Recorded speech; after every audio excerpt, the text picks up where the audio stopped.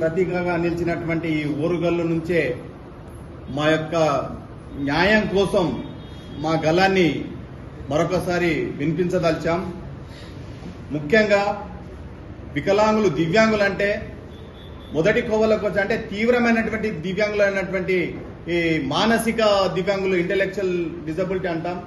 ఆ తర్వాత కోవలకు వచ్చేదే స్పైనల్ కార్డ్ ఇంజురీస్, వాళ్ళు వెన్నెముక గాయం.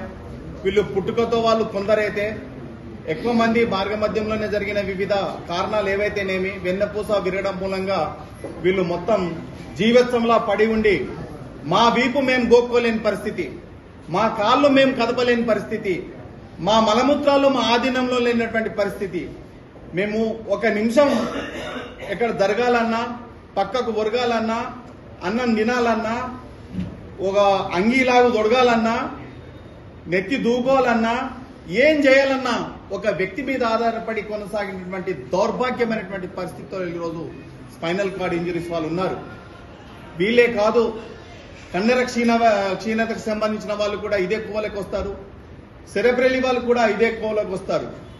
ఇందుకోసం తెలంగాణ సాధించినప్పటి నుంచి మేము చేసిన పోరాటానికి అనుగుణంగా గత ప్రభుత్వం మమ్మల్ని హై సపోర్టెడ్ వీరికి అవసరం అని చెప్పేసి ఒక ప్రత్యేకమైనటువంటి జీవో తీసుకొచ్చి వీళ్లకు అధిక మద్దతు అవసరం, ఆర్పిడబ్ల్యూ యాక్ట్ 2016 ప్రకారం వీళ్ళకి అధిక మద్దతు ఇవ్వాలి, వీళ్ళు వీల్ చైర్ బాండింగ్ ఇదే విధంగా జీవితం కొనసాగించాలంటే వీళ్లకు ఆర్థిక భరోసా తప్పనిసరి అవసరం అని చెప్పేసి ఒక కమిటీ వేసింది, ఎక్స్పర్ట్ కమిటీ. 17 మందితో కూర్చున్నటువంటి ఆ కమిటీలో నాన్ అఫీషియల్ గా నేను, ఇంకో మిత్రుడు శివకుమార్ మెంబర్ గా ఉన్నాం. వర్చువల్ గా పలుసార్లు మీటింగ్ అయిన తర్వాత ఈ అధికారంలోకి వచ్చినటువంటి ప్రభుత్వానికి ఒక నివేదిక ఇవ్వడం జరిగింది. దానికి అనుగుణంగా హై సపోర్టెడ్ నీడ్ కిందికి ఎవరు వస్తారు వాళ్ళని గుర్తించాలని చెప్పేసి రాష్ట్ర వ్యాప్తంగా శిబిరాలు ఏర్పాటు చేయమని చెప్పేసి కూడా 2024లో ఈ ప్రభుత్వం, కాంగ్రెస్ ప్రభుత్వం ఒక ఉత్తర్వులు జారీ చేసినది. దానికి అనుగుణంగా కేవలం కొన్ని జిల్లాల్లో మాత్రమే ఆ శిబిరాలు నిర్వహించారు, కొంతమందిని మాత్రమే గుర్తించగలిగారు. అన్ని జిల్లాలలో అన్ని స్థాయిలో శిబిరాలు 100% కాలేదు. కాబట్టి దానికోసం మళ్లీ గుర్తించాలని చెప్పేసి 2 సంవత్సరాల తర్వాత 2026 జూన్ 26 నాడు మరొక ఉత్తర్వులు జారీ చేసినారు. అయ్యా రేవంత్ రెడ్డి గారు, మింగ మెతుకులేదు మీసాలకు సంపంగ నూనె అన్నట్టు మీరు ఒకసారి ఫ్యూచర్ సిటీ వైపు అడుగులేస్తున్నారు. మూసీ నది సుందరీకరణ కోసం పాకులాడుతున్నారు. మేము మా జీవితాల మేముగా కదలలేని పాకలేని పరిస్థితిలో మేముంటే, చావు బతుకుల మధ్య మేముంటే మేము కనిపిస్తలేదా? మీరు అన్నారు నేను ఇప్పుడే అధికారంలోకి వచ్చాను, వేచి చూద్దామని చెప్పారు. 2.5 సంవత్సరాలు గడిచిపోయింది, ఇక సగం పరిపాలన మాత్రమే మిగిలి ఉంది. ఇక మీకు టైం ఇవ్వదలుచుకోలేదు. ఈ ఓరుగల్లు నుంచే బకలాన్ని వినిపిస్తున్నాం. మాలాంటి తీవ్ర వైకల్యం గల వారికి ఆదుకోలేని పరిస్థితి ఉంటే మీ ప్రభుత్వం ఏం ప్రభుత్వం?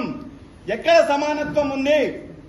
ఎక్కడ మీరు బతకడానికి కనీసం మమ్మల్ని బతకలేని పరిస్థితులు ఉంటే మాకు మేముగా చావడానికైనా మీరు అనుమతించాలా?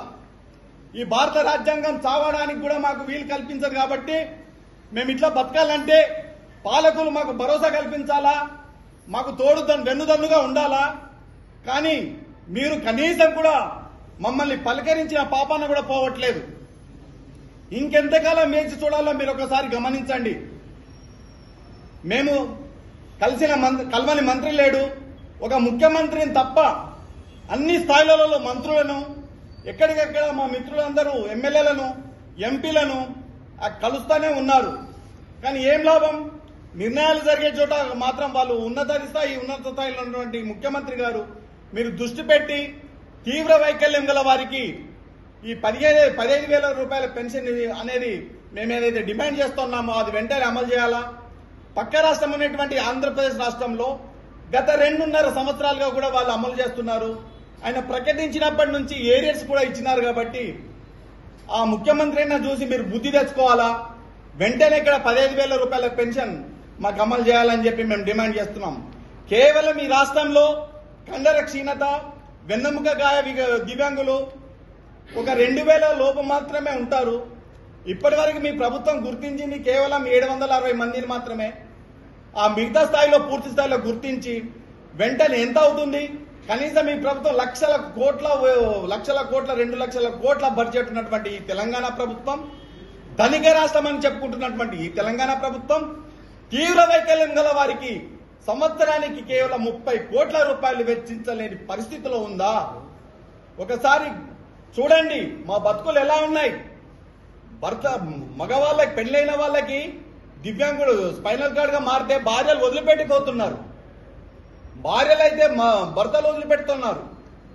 వాళ్ళు మళ్ళీ ఈ సమాజానికి గుదిబండగా మారకుండా మాకు మేముగా ఈ వీల్ చైర్ అంటే మాకు ఒక మా శరీర భాగంలో అంగమైనటువంటి ఒక భాగమైనటువంటి వీల్ చైర్ మీద మా జీవితాన్ని కొనసాగించేందుకు మీరు 15,000 రూపాయల పెన్షన్ వెంటనే అమలు చేయాలని చెప్పేసి డిమాండ్ చేస్తా ఉన్నాం.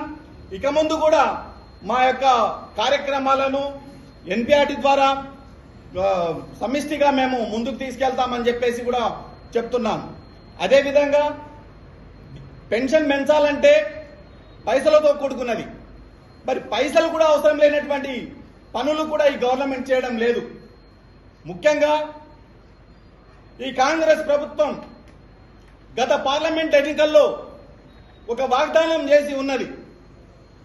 తాము అధికారంలోకి వస్తే స్థానిక సంస్థల్లో దివ్యాంగులకు ప్రాతినిధ్యం కల్పిస్తామని భరోసా ఇచ్చినది.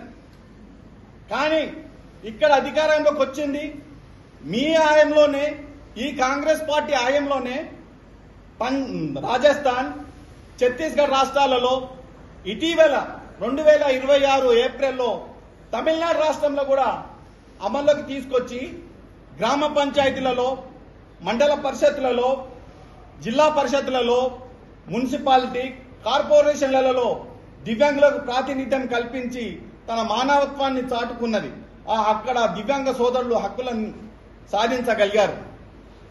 అయ్యా రేవంత్ రెడ్డి గారు, మీరు ఇటీవలే స్థానిక సంస్థల ఎన్నికలు నిర్వహించారు, పూర్తి చేసుకున్నారు. అప్పటి నుంచి అంతకైనా ముందు నుంచే మేము ప్రతి మంత్రికి పెట్టుకున్నాం. ఇది పైసా ఖర్చు లేనిది. కేవలం మీరు నిర్ణయం తీసుకొని ఒక ఉత్తర్వు ద్వారా మమ్మల్ని గ్రామ పంచాయతీలలో మెంబర్గా, మున్సిపాలిటీలలో కౌన్సిలర్గా, మున్సిపల్ కార్పొరేషన్లలో కార్పొరేటర్గా ప్రాతినిధ్యం కల్పిస్తే రాష్ట్ర వ్యాప్తంగా సుమారు 28,000 మంది దివ్యాంగ సోదరులు నాయకులుగా ఎదగగలుగుతారు, మా హక్కులను వినిపించగలుగుతారు. అంతేకాని ఇలాంటి పైసా కూడా అవసరం లేనటువంటి, ఖర్చు లేనటువంటి, ఒక రూపాయి ఖర్చు లేనటువంటి పని కూడా మీరు చేయలేకపోతే మిమ్మల్ని ఏమనాలి? ఎంతకాలం వేచి చూడాలి? ఇప్పటికే మీది కౌంటౌన్ స్టార్ట్ అయిపోతుంది వచ్చే ఎలక్షన్ల కోసం. ఇప్పటికైనా మీరు సమీక్షించుకొని మాకు న్యాయం చేయాలని చెప్పేసి ఈ ఓరుగల్లు కేంద్రంగా మేము మీకు డిమాండ్ చేస్తా ఉన్నాం.